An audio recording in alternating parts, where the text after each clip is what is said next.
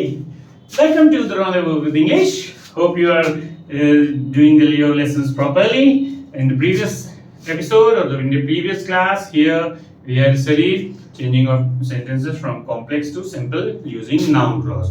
Today we are going to study the changing of sentences from complex into simple using adjective clause. Hope you remember what is an adjective clause, where the part of the sentence qualifies a noun or pronoun is adjective clause, है ना? तो अभी आज मैं पढ़ रहा था, before this A short story आपको बता दूं.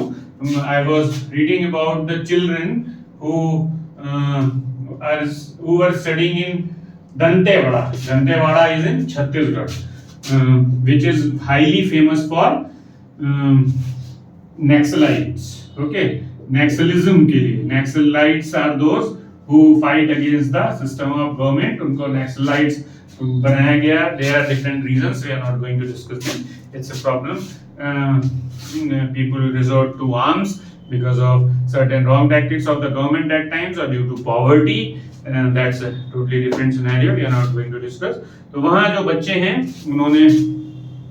उनको वो पुअर बैकग्राउंड से हैं, क्योंकि ट्राइबल्स हैं, फॉरेस्ट पे डिपेंड हैं, so they don't have many resources to take these costly coachings of NEET exam और जेई एडवांस एग्जाम. इनकी कोचिंग्स के लिए इनके पास पैसे नहीं है. So the government there arranged free of cost coaching as well as fooding and lodging. Hostel भी उनको प्रोवाइड किया गवर्नमेंट ने, so that they can study properly. So the children said, उनके इंटरव्यूज में जो जिन बच्चों ने सक्सेस हासिल की है, उन्होंने कहा कोई कलेक्टर बनना चाहता है, तो कोई इंजीनियर बनना चाहता है, तो कोई एमबीबीएस डॉक्टर बनना चाहता है.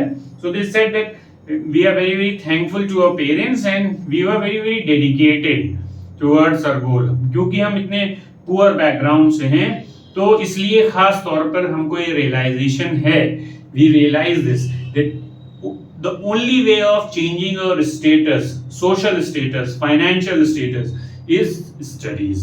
And so we chose of it as a medium to get away from and uplift oneself or ourselves from this situation. इसलिए उन्होंने पढ़ाई को अपना रास्ता बनाया. इसलिए मैं कहता हूँ डेडिकेटेड रहिए.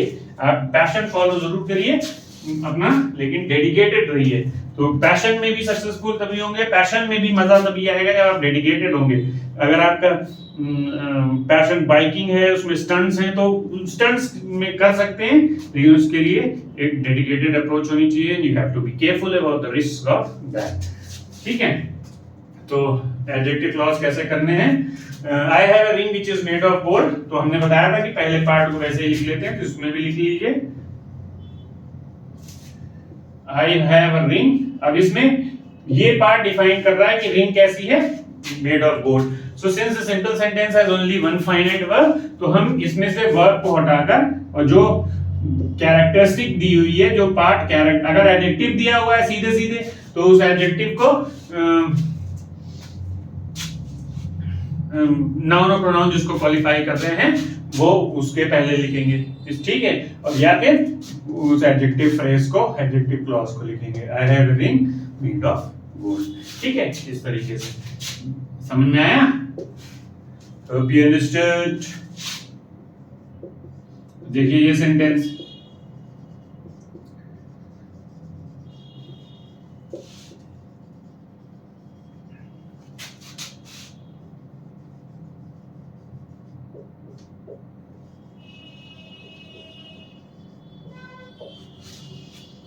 A student who is careless does not succeed. ठीक है, स्टूडेंट जो केयरलेस होता है वो सक्सीड नहीं करता है. समझ में आया. सो अब इसमें क्या है, क्या बताया, कैसा स्टूडेंट है, किस वर्ड से डिफाइन हो रहा है, केयरलेस से. तो आप ऐसा करिए, क्योंकि इसमें वर्ब, मेन वर्ब बाद में यूज हुई है and the helping verb is used first. So you do one thing, you right the adjective which is used first. Careless student, student कैसा है, केयरलेस है, इसको आगे ले आइए, नाउन से पहले ले आइए. केयरलेस स्टूडेंट और वर्ब लिख दीजिए. Does not succeed. इसमें भी लिख सकते थे, इसको भी लिख सकते थे. आई हैव अ गोल्ड रिंग, ऐसे भी लिख सकते थे इसको.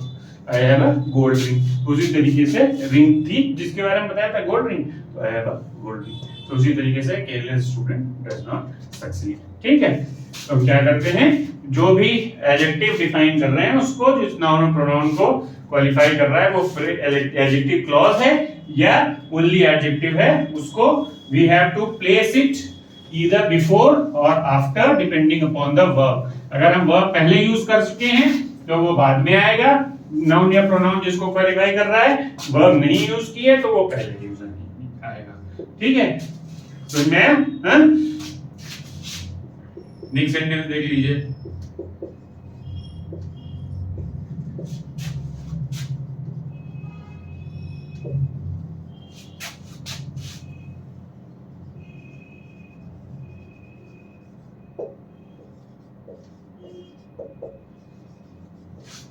I met an old man who was carrying a stick. ठीक है, so मैंने एक बूढ़ा आदमी मिला जो क्या कर रहा था, एक स्टिक को कैरी कर रहा था। तो देखिए ओल्ड मैन को डिफाइन किया गया, तो क्या करेंगे हम पहले, क्योंकि अब रिलेटिव प्रोनाउन के बाद वर्ब यूज हुई है और यहाँ वर्ब ऑलरेडी यूज हो चुकी है, तो फर्स्ट सेंटेंस याद है, वैसे ही करना है। पहले we will write the main clause I met an old man, और फिर हमने क्या बताया था, you have to remove the helping verb and the pronoun। I met an old man carrying a stick। ठीक है, बन गया जितनी आसानी से।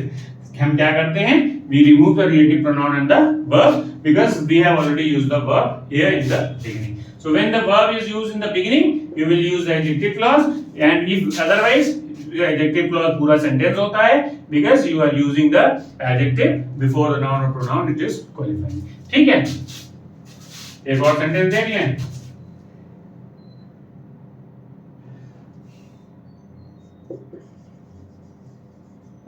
ये डिफरेंट काइंड ऑफ सेंटेंस है इसलिए बता रहे हैं।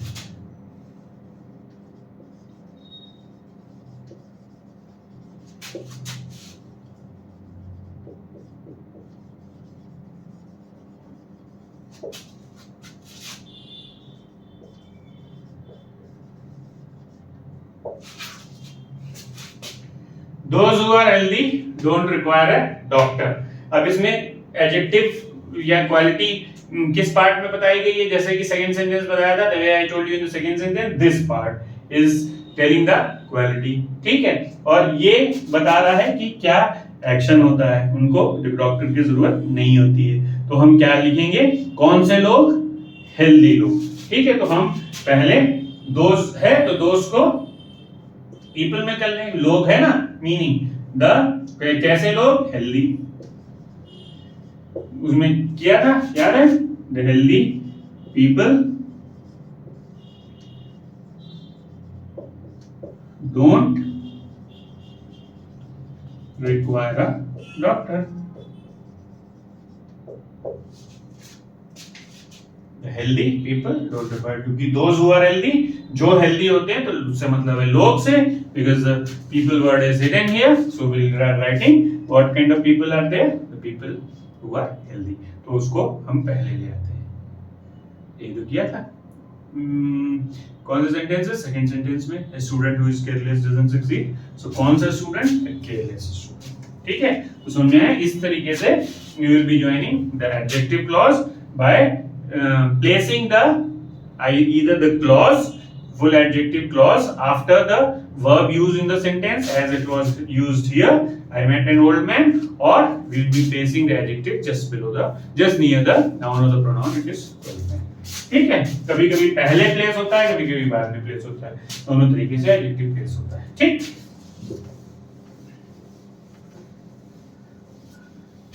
सो इस तरीके की मोटिवेशनल स्टोरीज बहुत सारी आती रहती हैं। बच्चे ऐसे ऐसे बैकग्राउंड से वो चीजें मुकाम हासिल कर रहे हैं जो जहां एक्सपेक्ट नहीं करते हैं, और इसीलिए I emphasize that if you have a goal in mind, this is now the time to start working towards your goal, because if you are not working now, the time will run away। Now the 4 promised idioms and phrases, ये सब important हैं, इनको कहीं note कर लीजिएगा या बार बार देखिए video, ये आपके पास option. Take a French leave, means without informing.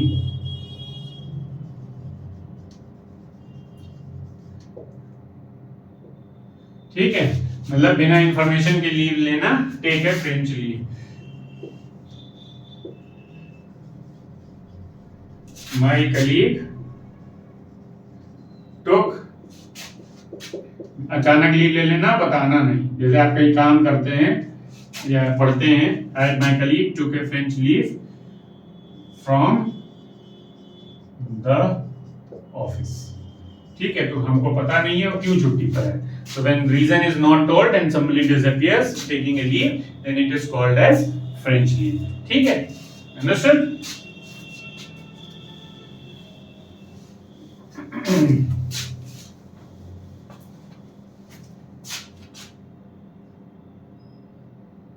Second है टर्न कोट. टर्न कोट का मतलब होता है one who keeps changing his positions. Position का मतलब जगह नहीं है, पोजीशन का मतलब है जो अपॉर्चुनिस्टिक हो, जिसको दलबदलू भी बोलते हैं हिंदी में. जो दलबदलू हो, जो अपना मतलब सिद्ध करता हो. ठीक है, जैसे नाउडेज politicians are turncoat, है ना. जब इसमें पार मिल रही है पार तो उस पार्टी में चले गए, इसमें पार मिल रही तो उस पार्टी में आ गए. कोई वो तो है नहीं किसी तरीके का, मतलब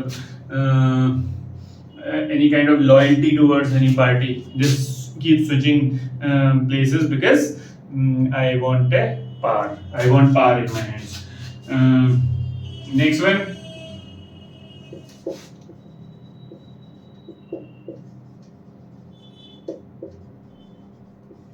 Get into hot water. इसका मतलब है पानी में कूद जाना, गर्म करो, है ना. हर गंगे नहीं, ऐसा नहीं. Get into troubled situation. इसका मतलब है कि परेशानी में पड़ना, किसी परेशानी में पड़ जाना. ठीक है, सो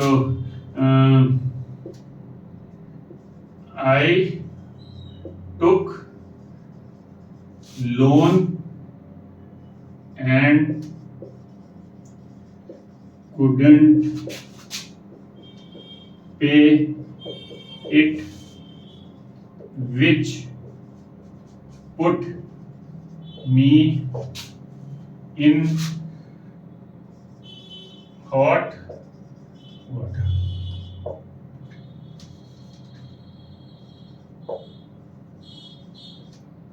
Which got me into hot water.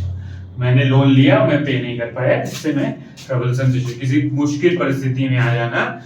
Not like the monkey Toto. There is a chapter in class 9 where the monkey gets into hot water enjoying because it was the winter season and the kettle was boiling and he almost burnt himself alive. अगर देख लेते grandfather वहां पर story में तो वो अपने आप को जिंदा उबाल लेगा.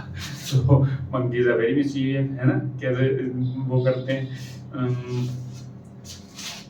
And the last one today is, ये आपके लिए specially, this is for you, tailor made for you. Tailor made means exactly आपकी नाप के अकॉर्डिंग. जैसे टेलर से कपड़े सिलवाते हैं वैसे ही ये follow suit means follow example. आपके लिए बिल्कुल fit बैठता है follow examples.